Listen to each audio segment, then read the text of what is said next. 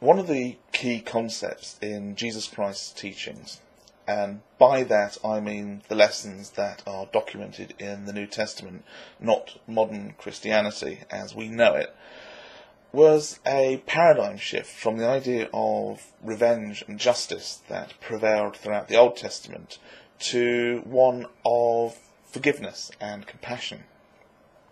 So now you can see why it is that I had to clarify it's got nothing to do with modern Christianity. Now that concept of forgiving people, forgiving somebody who has wronged you in some way, is a very, very powerful idea. If you can truly forgive somebody, it has a whole load of physical and mental benefits. For starters, if nothing else, then it provides closure. You can draw a line under the bad things and consider them to be done. The person who did wrong can then feel that they don't have to spend the rest of their life racked with guilt or constantly apologising. For the person doing the forgiving, they can start letting go of some of the hurt and getting on with rebuilding the rest of their life. For society, it's got other benefits. If you don't forgive, then it means that you'll continue to bear some kind of grudge against whoever it is wronged you. Now, whether you choose to express that in the form of revenge or just let it quietly fester in your psyche, both options are bad for you and they're bad for society. If you can truly forgive somebody, then it allows you to get on with your life. It lightens the load a little. And that's why it's important. That's why it's such a powerful and beneficial concept, because it allows society to function. If we didn't have it at all, we'd each be isolated and probably at each other's throats, because sooner or later, everybody in your life, no matter how much you love them and no matter how much they love you, they will piss you off. And the fact that you can forgive people means that you can get past any kind of real or imagined wrong against you. So that's human forgiveness. Now what about divine forgiveness? Well, what does that give us? What benefit does having Jesus forgive your sins provide?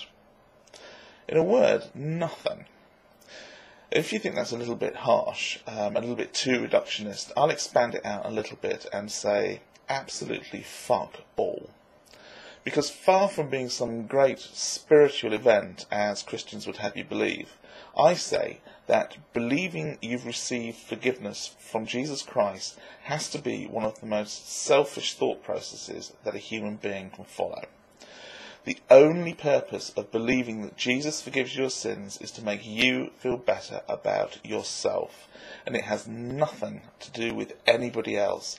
Most importantly, nothing to do with any victim of one of those sins. So, forgiveness from Christ is morally dishonest in the same way that if you upset somebody by saying or doing something which is bang out of order and then trying to defend yourself by saying, it's your fault for being so sensitive, or if you hadn't done so and so then I wouldn't have blah blah blah. You're just deluding yourself. Firstly, by absolving yourself of any kind of responsibility for those actions, and secondly, by thinking that it makes everything right, when in fact it achieves nothing and may well even make the situation worse. Nobody feels any better because the person who should be doing the forgiving is actually robbed of that opportunity. And nobody learns anything because now suddenly all is right again with the world. And you don't feel that you've been a complete arsehole and that you shouldn't do it again because Jesus has once again squeegeed your soul clean. Nothing gets fixed.